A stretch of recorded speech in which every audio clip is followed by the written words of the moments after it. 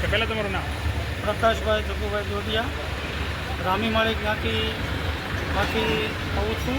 અને આજનો દિવસ ભાવનગર કલેક્ટર સાહેબને શ્રી સમસ્ત માળી સમાજ દ્વારા એક ભારત રત્ન જ્યોતિરાવ ફૂલે અને મહાત્મા જ્યોતિબાનું આવેદનપત્ર ભારત રત્ન મેળવવા માટે આવેદનપત્ર આપવા માટે માળી સમાજના અગ્રણીઓ અત્યારે ઉપસ્થિત થયા છે.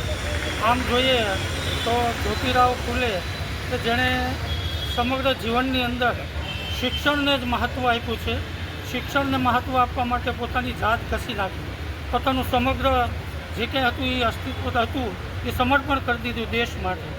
અને જ્યોતિરાવ ફૂલે જે સાવિત્રીબાઈ ફૂલેને શિક્ષિત કરી અને સાવિત્રીબાઈ ફૂલે જે રાષ્ટ્રના પ્રથમ એવી નારી હતી કે જે શિક્ષિત રહી અને શિક્ષણને જાગૃતિ, જે પછાત વર્ગ હોય, જે તે સમયે શિક્ષણને પ્રોત્સાહન આપવા માટે નીચલા વર્ગને શિક્ષણ માટે તરછોડવામાં આવતું, ત્યારે આ સાવિત્રીબાઈ ફૂલેએ અખંડ ભારતની એક સંકલ્પ કરી અને સમગ્ર વ્યક્તિઓને, ફક્ત માળી સમાજ નહીં, સમસ્ત લોકોને શિક્ષિત થાય એવું એક લક્ષ્ય લઈ અને સમગ્ર ભારતની અંદર એક એવું વાતાવરણ ઊભું કર્યું કે શિક્ષિત સમાજ અને શિક્ષિત મહિલા, એક પ્રથમ ભારતની જો શિક્ષિત મહિલા અને શિક્ષણ તરીકે શિક્ષિકા તરીકે પોતાની સેવા આપી અને સમગ્ર ભારતની અંદર પોતાનું એક લક્ષ્ય આજે પૂરું કર્યું.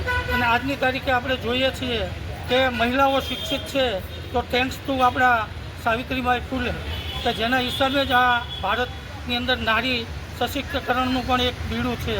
તો આવી વ્યક્તિને અમારા સમાજ વતી, અમારા સમાજની જ છે આ વ્યક્તિ, તો એને પણ એક ભારત રત્ન એવોર્ડ મળવો જોઈએ એવી અપેક્ષાઓ સાથે શ્રી માનનીય કલેક્ટર સાહેબને આજના દિવસે આવેદનપત્ર અર્પણ કરી અને અમારી રજૂઆત ઉપર સુધી પહોંચે એવી અમે અપેક્ષાઓ રાખીએ છીએ. અસ્તુ.